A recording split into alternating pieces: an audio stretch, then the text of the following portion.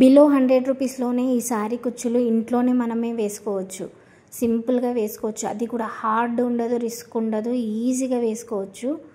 First అయితే వీడియోలో చూపిస్తున్నట్టుగా సూదిలో దారం వేసుకొని నేను కాటన్ థ్రెడ్ తీసుకున్నా. మీరు కావాలంటే సిల్క్ థ్రెడ్ తీసుకోవచ్చు. కాకపోతే కాటన్ థ్రెడ్ అయితే కొంచెం మంచిగా స్ట్రాంగ్ ఉంటుంది, కుచ్చిళ్ళు తొందరగా ఊడిపోవు.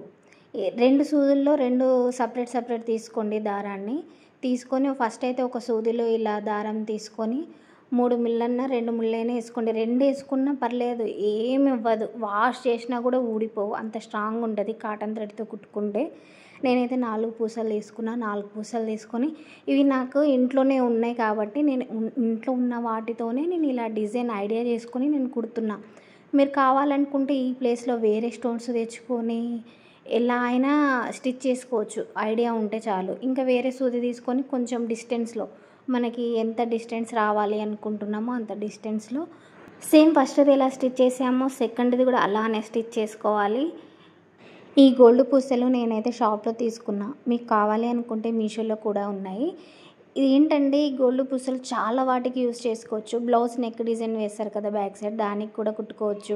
హ్యాండ్స్కి కూడా కుట్టుకోవచ్చు. ప్రతి వాటికి యూజ్ అవుతాయి. కుచ్చులకైతే ప్రతి దానికైతే ఖచ్చితంగా ఈ పూసలు వాడాల్సిందే.